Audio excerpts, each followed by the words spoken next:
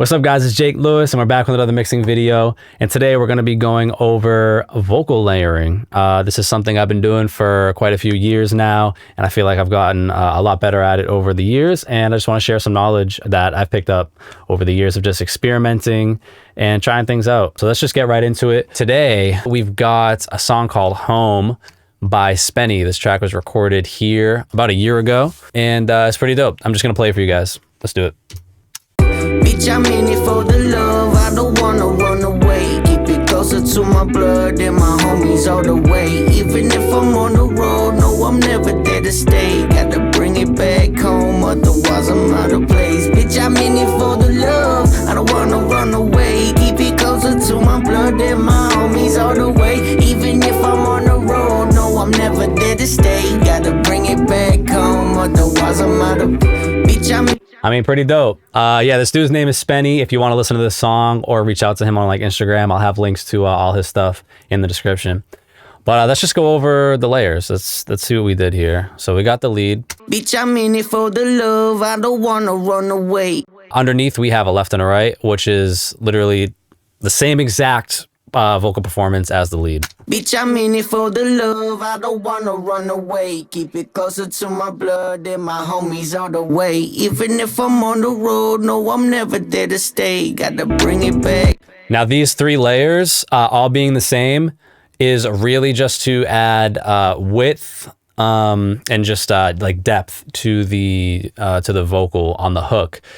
So the left and the right, they're panned hard left, hard right, and then you have the main vocal in the center. And the way I set it up is, of course, I have the lead vocal at unison volume, and then I have the left and the right ducked down. For this particular song, ducked down about 12 dB.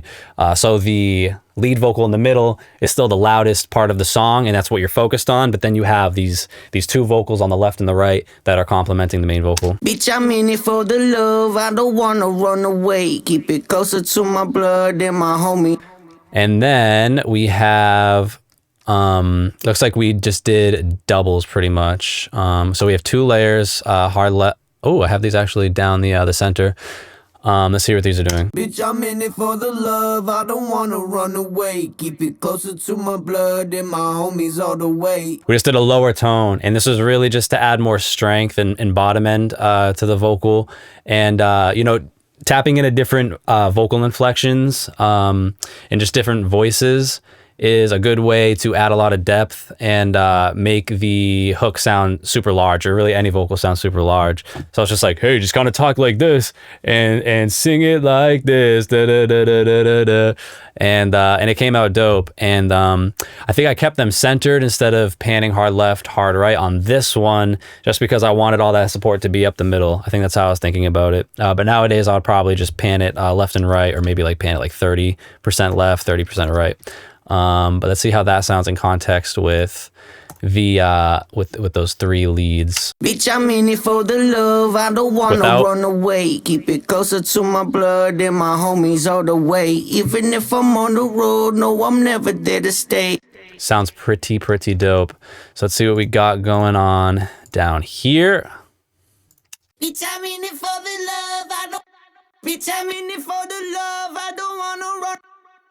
Bitch, I'm in it for the love, I don't wanna run away. So we just got some high layers here. I don't know if these are actually a fifth up or a third down. This is just like what I'm labeling it in my head. I'm just like, all right, this is a higher layer, this is a lower layer.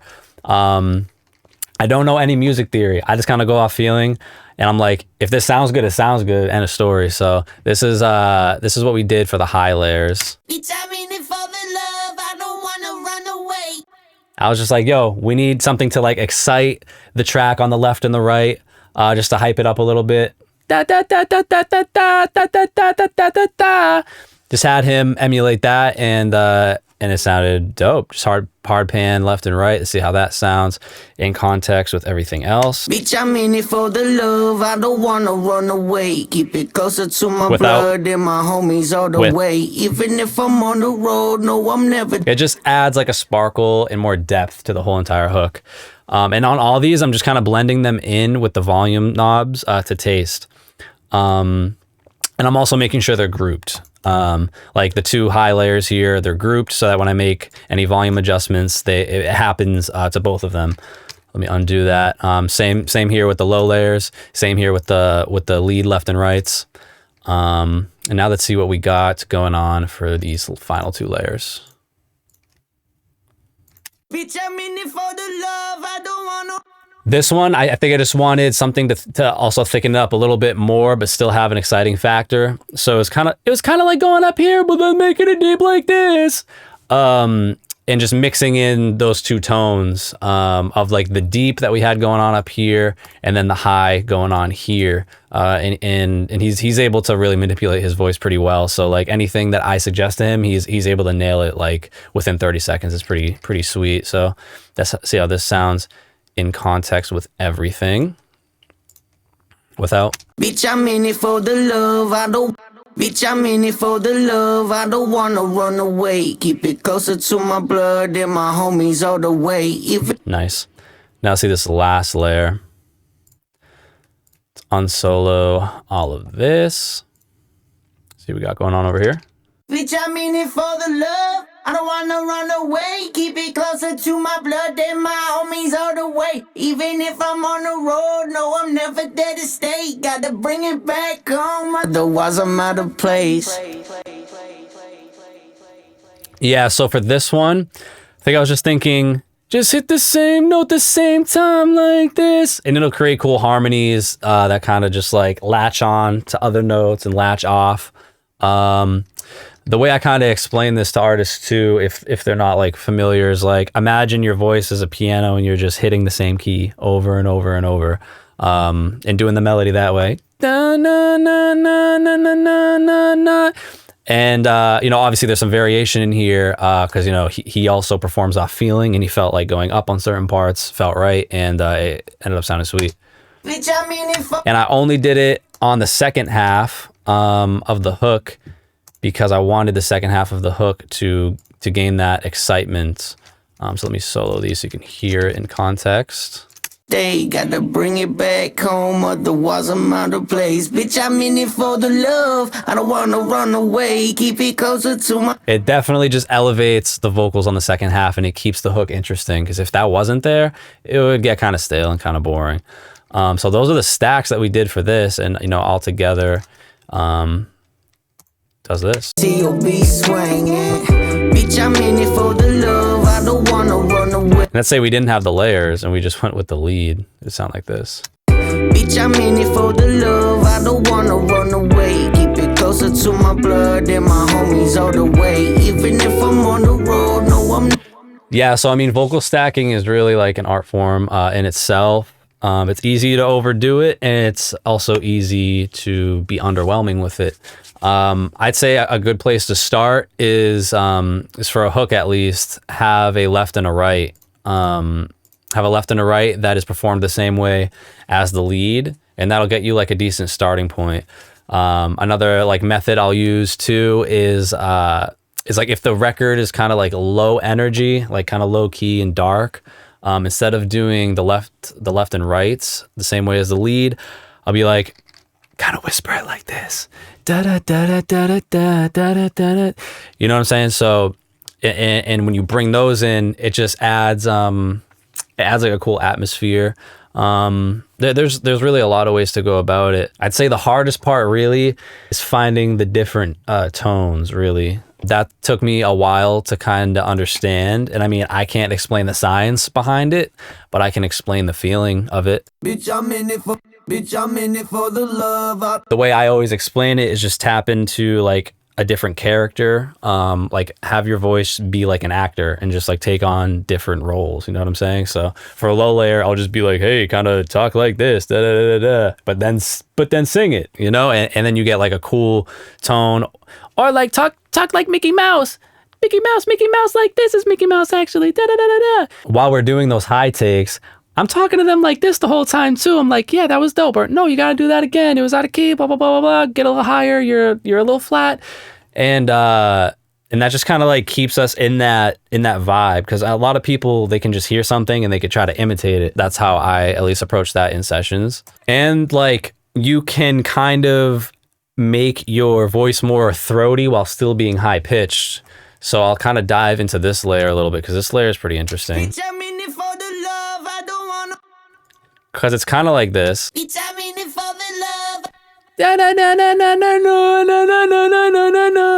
It's kind of the same, but it's just like, I don't know, it's like bent down a little bit, but it's still like a yelly thing going on.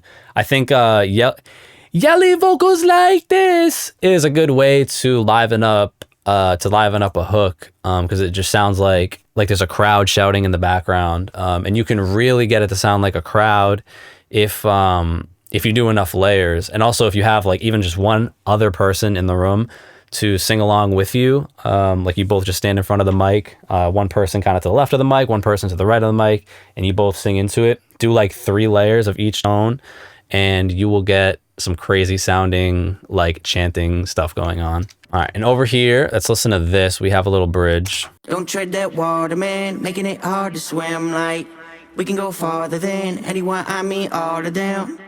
So let's listen to just the lead. Don't tread that water, man, making it hard to swim. Like Backgrounds. don't tread that water, man, making it. And here's an example of the whispers. So the lead is like pretty strong. It's there the whole time, right? Don't tread that water, man, making it hard to swim. Like And then on the backgrounds, I was like, all right, that's kind of whisper it. Da, da, da, da, da, da, da, da, da, da. It'll add like a tickly feeling to the backgrounds. don't tread that water, man, making it hard to swim. Like we can go farther than. And I just did 3 stacks of that, 1 middle, 1 left, 1 right, and then blended it to taste. You'll notice that on the one that's centered, I kind of ducked it a little bit more than the left and right, because I didn't want too much of a not like a phasey effect, but too much of a like wavy feeling on the center vocal. So I wanted the middle lead to really be the focus. So I ducked down the middle backing a little bit more than the others. So to break it down in a nutshell, the way I approach vocal stacking is you have a lead. Generally, you'll have layers that are higher, and then you'll have layers that are lower. You'll have a pitch up here, and then you lead like this, and then something kind of low down here. And then you can find stuff in between to liven up certain words, or even do that trick where you treat your voice as a piano, hitting the same note and just seeing what feels right. Really, it's just a lot of experimenting. A lot of the times when we're recording these songs, that we're just trying stuff out. Like we're just playing it through the monitor, and we're just like spurting out harmonies, trying to see what works. And if it hits, then it hits, and we record it, and that's a wrap. So really, just try to keep it as simple as possible. As far as stacking and like how many you should stack, a lot of people will do 3 of each. So if you have backgrounds that are essentially the same as the lead, you'll do 3 of those.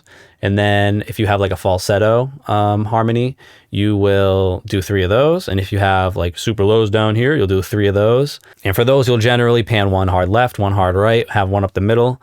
If you really don't want any information in the middle and you really want that lead to stick out, then just do stacks of 2s or 4s and have those stacks panned left and right. So if you do stacks of 2s, like you have 2 backings that are the same as the lead, pan 1 hard left, hard right.